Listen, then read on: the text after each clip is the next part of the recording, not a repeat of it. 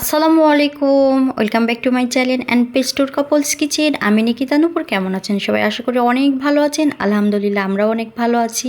আজকের রেসিপি চিংড়ি মাছ ভোনা। তো এত মজা খেতে, তো কার কার ভালো লাগে অবশ্যই কমেন্ট করে জানাবেন। আমাদের তো অনেক ভালো লাগে। চিংড়ি মাছ ভোনার সাথে গরম ভাত, লেবু আর কাঁচামরিচ দিয়ে খেতে কি যে মজা, অনেক মজা। তো চলেন পুরো রেসিপিটা আপনাদের সাথে শেয়ার করি। তো প্রথমে আমি চিংড়ি মাছ নিয়ে নিয়েছি। তো চিংড়ি মাছটা আমি ভালো করে ধুয়ে পরিষ্কার করে নিয়েছি, আর সাথে বেশ কিছু কাঁচামরিচ আর পেঁয়াজ কেটে নিয়েছি, সাথে নিয়ে নিয়েছি টমেটো। তো কড়াই বসিয়ে দিয়েছি, আর এখন পরিমাণ মতো আমি তেল দিয়ে দিব। আর তেলটা গরম হয়ে আসলে কিন্তু পেঁয়াজগুলো দিয়ে দিব। তোমার তেলটা গরম হয়ে গিয়েছে, এখন আমি পেঁয়াজ আর কাঁচামরিচগুলো দিয়ে দিচ্ছি, আর ভালো করে কিন্তু ভেজে নেব একদম লাল লাল করে। তো পেঁয়াজটা দিয়ে দিয়েছি, সাথে কিন্তু আমি কয়েক চামচ লবণ দিয়ে দিব। লবণটা দেওয়ার জন্য আর কি তাড়াতাড়ি ভাজা ভাজা হয়ে যাবে। তো লবণটা দিয়ে আমি আরেকটু নাড়াচাড়া করে নেব।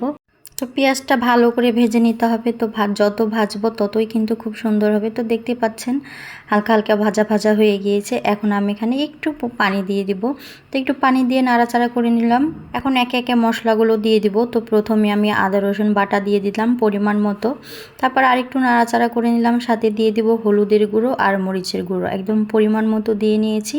যেহেতু একটু ঝাল ঝাল করে ভুনাটা করব, সেজন্য আমি মরিচের গুঁড়োটা একটু বেশি দিয়েছি। আপনারা চাইলে আপনাদের ইচ্ছা মতো ব্যবহার করতে পারেন। তো সব মশলা দিয়ে দিয়েছি, এখন ভালো করে নাড়াচাড়া করে কষিয়ে নিব। আর যত কষাবো ততই কিন্তু তরকারির টেস্টটা বেড়ে যাবে। তো তারপরে কষিয়ে নিলাম, আর সাথে দিয়ে দিলাম টমেটোটা দিয়ে আরেকটু আমি নাড়াচাড়া করে নিব। আর একটু ভালো করে কষিয়ে নিব। তারপরে আমি মাছগুলো দিয়ে দিব একে একে। তো মাছগুলো দিয়ে আমি ভালো করে কষিয়ে নিব। তো আসলে আমি তরকারিটা একটু বেশি কষাতে পছন্দ করি, কারণ তরকারি যত কষাবো ততই কিন্তু খেতে অনেক মজা হয়। তো মাছগুলো দিয়ে আমি নাড়াচাড়া করে কষিয়ে নিচ্ছি। চিংড়ি মাছ ভুনাতে কিন্তু খুব বেশি কোনো উপকরণ লাগে না, মানে ঘরে থাকা সব কিছু দিয়েই কিন্তু খুব মজাদার একটি রান্না হয়ে যায়।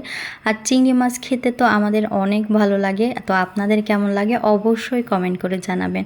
তো রান্নাটা কেমন হয়েছে অবশ্যই কমেন্ট করবেন। তো প্রথম থেকে শেষ অবধি ভিডিওটা দেখবেন, আশা করি আপনাদের ভালো লাগবে। আর যদি ভালো লেগে থাকে অবশ্যই লাইক কমেন্ট শেয়ার করে দিবেন। তো মাছগুলো দেওয়ার পরেও কিন্তু আমি ভালো করে কষিয়ে নিলাম। কষানো হয়ে গেছে প্রায়। এখন জিরের গুঁড়ো দিলাম, যে আর একটু আমি নাড়াচাড়া করেই কিন্তু নামিয়ে নিব। তো ফাইনালি রান্না আমার কমপ্লিট। দেখতে পাচ্ছেন কি সুন্দর একদম ভুনা ভুনা কালো কালো ভুনা করে নিয়েছি। বলতে পারেন একদম কালা ভুনা করে নিয়েছি। সবাই তো গরুর মাংসের কালা ভুনা করে, আমি চিংড়ি মাছের কালা ভুনা করে নিয়েছি।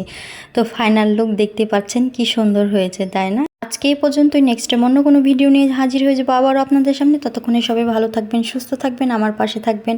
অনেক দিন পর ভয়েস দিচ্ছি, একটু বাধা বাধা হচ্ছে, সবাই ক্ষমা চোখে দেখবেন। আল্লাহ হাফেজ।